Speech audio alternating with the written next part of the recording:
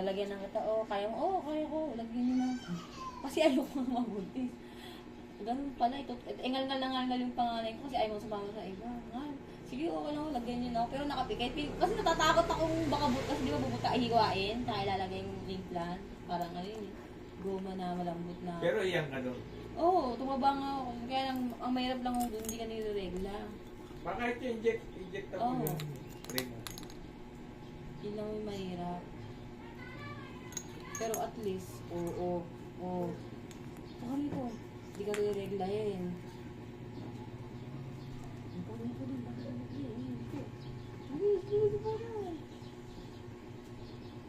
Pero huwag malikot Dito ko nagpatanggal ako ng implant, ang malang bayad, 1.5. Yan siya libre pa anakan? Sa amin 100, walang bayad.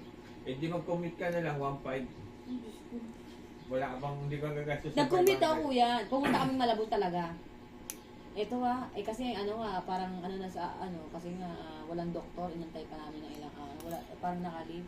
Tapos may mauwi na kami, tsaka doon nandyan, nagpunta ako. Hanggang hinapon kami ng gabi. Pauwi na, hindi pa rin natanggal. Uuwi na kami kasi pauwi na namin ng araw na yun eh. Doon pa rin ako talaga bumaksak sa may 1.5. Sabi ko, ano ba na? Malas naman ka ako. Puta ka tayong Manila, wala rin ka ako nangyari. Diba? Parang naglibot lang doon. Diyan din bumaksak kuya sa sa may bahay na 1.5. Eh di sa Malamon General Hospital ka patanggal. Basta susunod niya hindi ako magpapatanggal libre. Pag health center kasi, nasa General Hospital din ang doktor dyan eh. Tatanggalin lang, 1.5 na. Sa Lumalabon, General Hospital ka dito kasi kakagalit ang Agahan mo lang punta mo. Yun nga lang problema sa public. Doon kasi pila talaga. Napakarami din kasi nagpapacheck up kuya kahit ibang lugar kasi libre laboratory. May request ka lang. Yun lang talaga ang problema. May request ka lang, hindi mo nababayaran yung dugo, mo.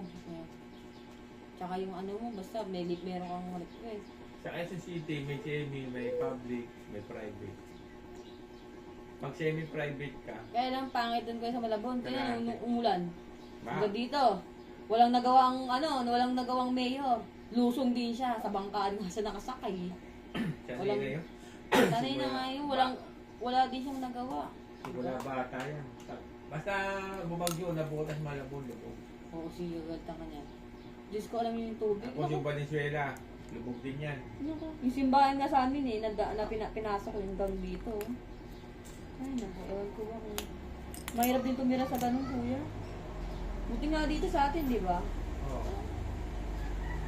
Yan lang ang problema, paglabas. Pero nung Karina, ang baha, doon sa may acid tansya daw eh. Wala dyan. Meron dyan kasi yung kaya ng motor. May kunti-kunti lang.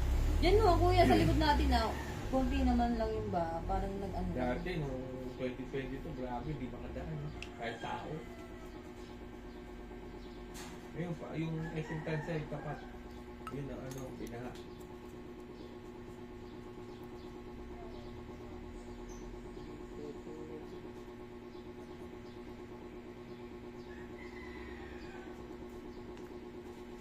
Pero maglibot ka sa buong Dito ka. Ito mas magandang service sa bahay. Pero marami din umalis, diba? Si Ivory na umalis na nga eh. Kung maglibot ka, yung iba sa second floor, walang kisame, walang palitada, walang pinto, walang division. Gaganda rin naman ito kuya, balang araw. Ito, pag turnover siya, may pintuan na, may division na, may pintura pa. Sa iba, hindi. Pangit. Naikot na. Ganyan pa, wala pang platada yung block. Tapos nakabuild siya sa second floor, walang flooring. May flooring man din siya, hindi iba, wala naman division.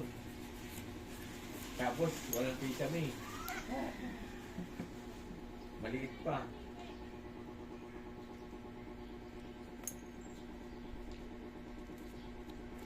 Simula Springtown, Casa Amaya, Tana, ayan, ano namin yan.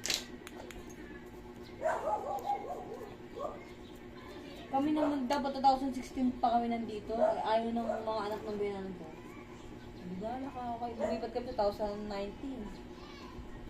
Start kami sa Amos, 2013. Tapos nag-Gentry. Kasi Ba- nung 2014, phase 1 pa lang nagagawa rito. Kaya nga sabi nila parang ano pa dito eh, magay pang talahigan. Saka ito, ang kalsada dyan hanggang Greenville lang. Hindi pa ako talaga ano. Kaso rough road na yun, kasi puro basura na ano yung malalaki. Kala mo, Smoky Mountain. Yun nga, sabi nila. Buti nga na ano Sabi kuya. nito, pangit naman dito, patay na sa tundong. Sabi ko, magiging highway to. Hintayin mo lang na. Kasi dami ko mga kasama sa pagmang taga-Cavite. Sabi niya din sa yung gate. Eh, pala nandito, puro basura yan, no? Ano na yun. Inayawan niya. Doon din, balik din pala kami rito. Oh. Pagbalik namin ng 2015, ilang months lang, 3 buwan lang. Oh, marami na nga tayo. Oh, ay, phase 2, phase 3. Kaya nga napunta kami dito sa phase 4. Ganyan ka na pala tayo. Wala nang bakante eh. Ang hindi pa natatayo dyan, ito ang Block 56. Butas pa yung pader. Sabi ano eh, lubog daw yan pag, pag bumaba. Ah, Mababa daw dyan. Kuya, buti nga hindi kami nakuha ng bahay yan. puro ano niya, water lily. Yan dumadaan yung mga tagalabas eh. Tapos yung 3rd Avenue na yan, ang rotonda lang ang ano, makasamento. Tapos yung 40, 41, yun lang ang pag-ano ng samentado, yung pag-ganyan hindi. Rough road. Pagka 2017 pa ng February, sinamento.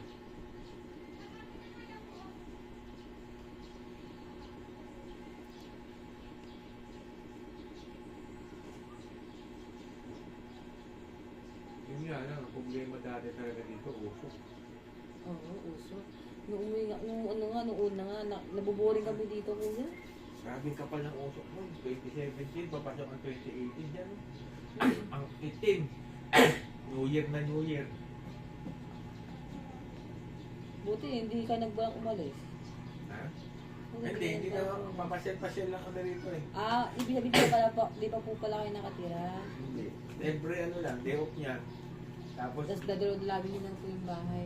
every day off. Tapos Holy Week, Christmas, New Year. Ano kami?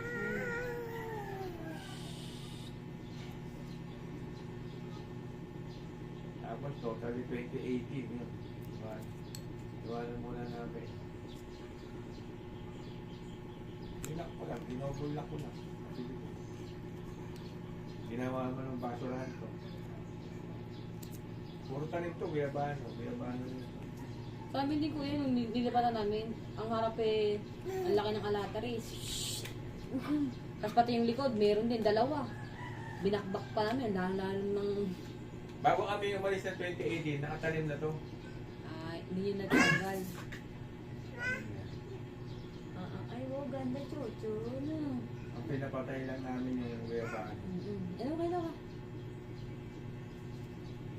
Ang mali ko.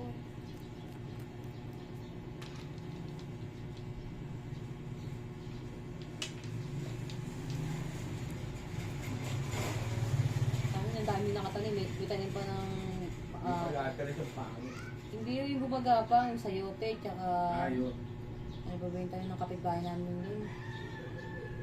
Yung ano yung talong at okra ho. Tapos meron din siya pakwan. Eh, tinanggal na. Kasi alam niya may titira na eh. Pinagtatanggal sa mga may bunga, kinuha. Kasi nga, lilinisin yung may-ari.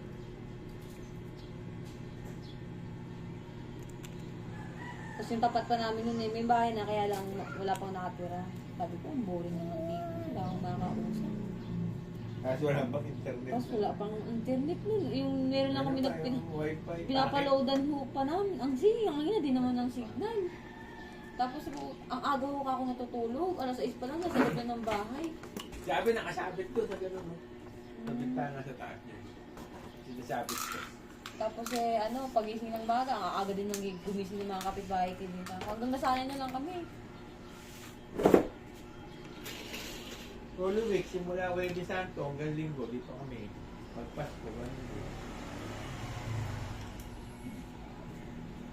Ay, wag. Balik doon, balik. Kuluntay. Ano, ganit talaga yung mata niya? O ba, naantok talaga? Naantok lang. Naantok po. Kasi yung agaw nito nagising. Okay yung mata eh.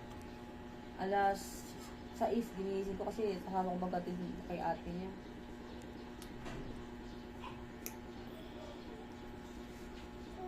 Hi.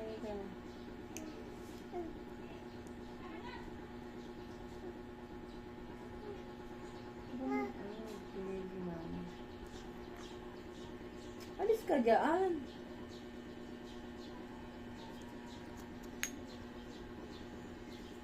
Pala, alcohol pa pala. Dala lang ako ng alcohol.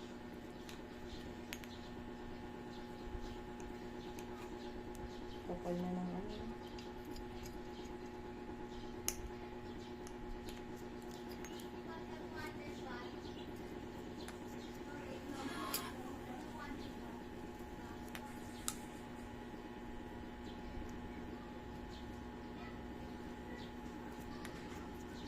Okay, 20 na agad.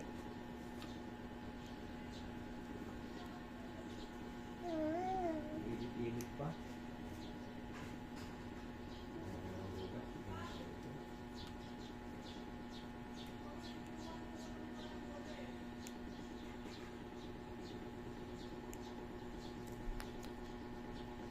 Dito ka. Huwag ka diyaan. Pagkakalitan ka ni ate. Sige. Dito ka dito.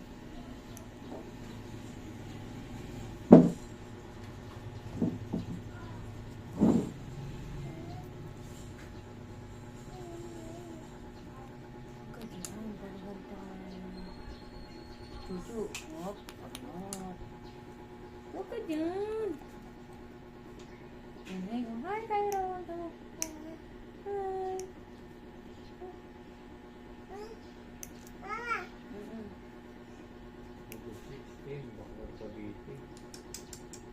Kung malikot yung gagalit si ate, sige.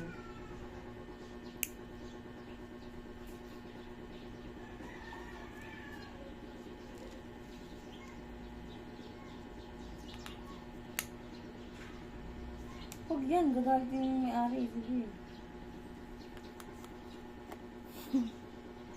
Saglit na lang, oh. Ang taon, baby ka pa. Nung pumupunta ako sa inyo, no? Ayun, ano ko, malaki na. Maglalakad na. Isang taon pa na maglalakad na, no? Ang apo ko. Mabilis ko siya naglakad eh. Oh, mayroon talagang iba 9 months nga lang naglalakad na eh. Yung panganay ko 9, ito 11 ang lakad. Ang Kaya apo lang, ko. nung natutong maglakad, Diyos ko, huwag ka nang maglakad. Kasi lahat na lang. Aabot. no?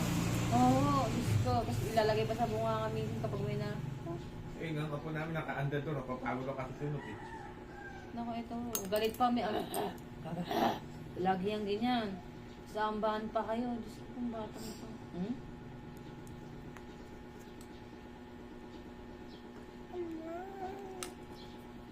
Wait lang. Wait pa po. Inaya ko si ate Jen. Ginawa ko din siyang ninang. Malinis ka nito eh. Huwag na. Kamay. Malinis pa naman yung ano. Kala ko.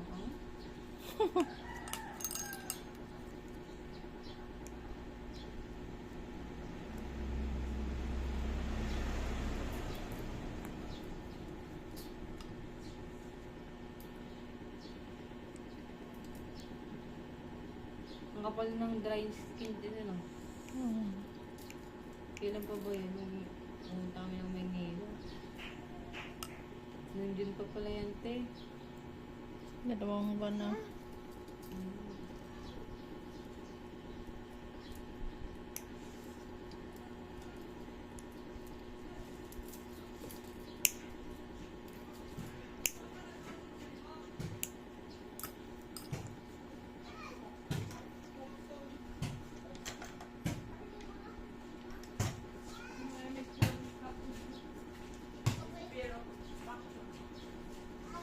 Pasukan ng putik yung kuko mo.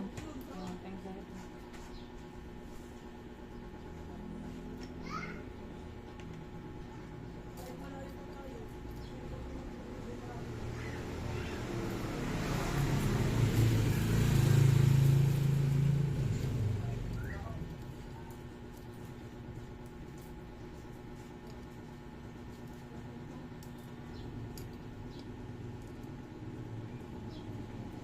malaglag ka na dyan.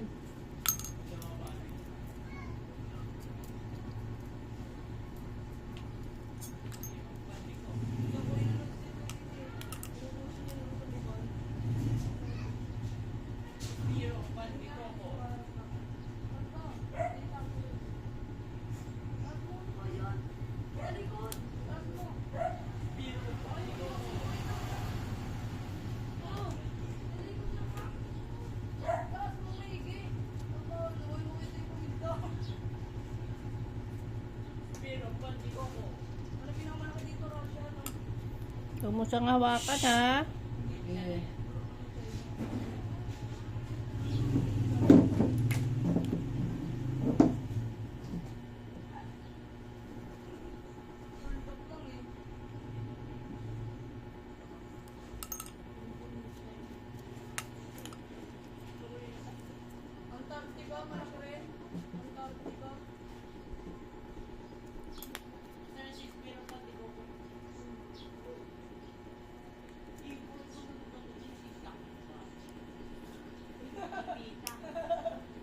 Hindi pa ba pasukan dito?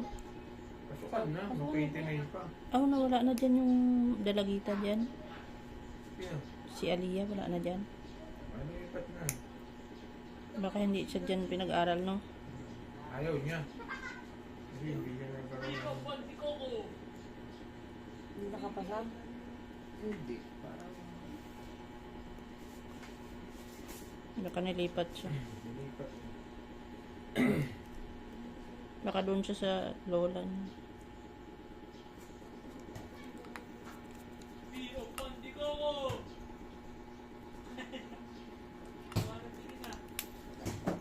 Ah, si Mia yun eh. Miko ba yun? Miko? Dito? Oo, kaklase ni Miko yun. Ano yung tsura, kuya? Yung ano, Matangkad? Oo, napayat. matanda pa siya. Ito nga, hindi ko pa. Ayun nga ang bakla, tuwang-tuwa. Pagod ang kamay. Bakit? Sabi ko, hoy bakla, 1,000-2,000 ko pa lang nag-aaral, pagod na kamay mo. My day. Ano kung my day ka pa ka? Kuma. Pagod ang kamay. Pero kumari ko yun. Sabi ko, hoy, ano yan? Kako, anong pagod ang kamay? Wala pa. 2 weeks pa, pagod na daw ang kamay niya. Ang dami daw palang ginagawa pag sa high school. First year high school siya. Oh, grade 7. Wala pa yan. Kako, unang ano pa lang yan. Wala pang 1 buwan eh. Ay, oo, kasi ma, walang high school yata sa ABC, no? Wala. Oo, kaya pala wala ako dyan. Ayaw ba ng public? Kasi baka Tagalog Piñas kasi yung side ng mga na tatay. Ayun ko ka nilipat doon. Baka may private doon. Pagpa-action doon. Ang sumusundo dyan, ano yung ambulansya ng Las Piñas.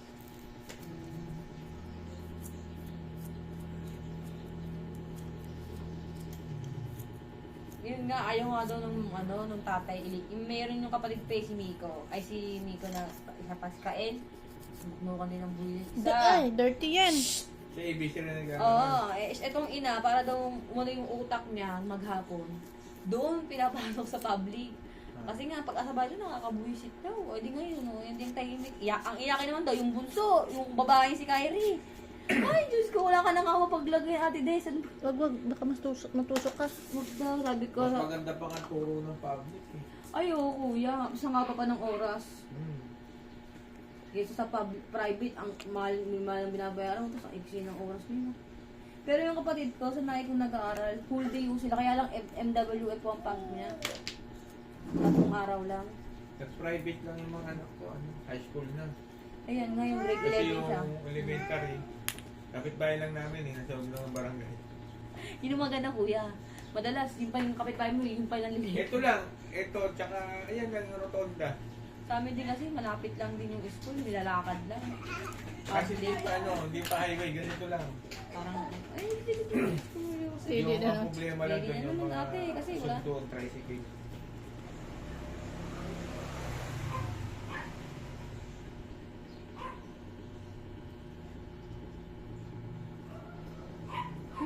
Didi na naman si Didi. High school sila doon sa may tabi ng SM North, Annex. Yung malaking school doon, tabi ng EDSA. Siya naman may scholar ngayon. Kaya lang ang mamahal doon ng bilihin. Eh, sabi ko, gusto mo yan ka ako eh. Ang Marami mahirap naman- lang kasi dyan sa Tres Cruces service. Ano nga lang. Ayok. Sabi ko, ang dami naman ako pwede pag-enroll ng public. Diyan ka pa sa private nag-enroll. Shhh! Kahit ka walang bayad. Siyempre, mga bibilin din ng mga ano. Yung libro, ano yan eh. Wala siyang... Yun nga lang, taga kasi mga minsan kulang sa page, di ba? Kaya nga Public. po.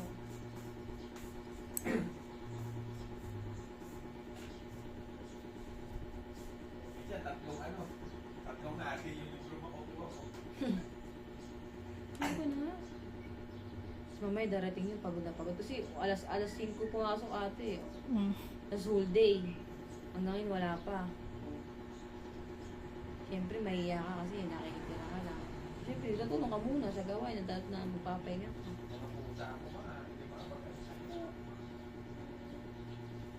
Sabi ko sa kanya mag-public siya ayaw. Wala daw yung course na gusto niya. Ang wala ka. Pagod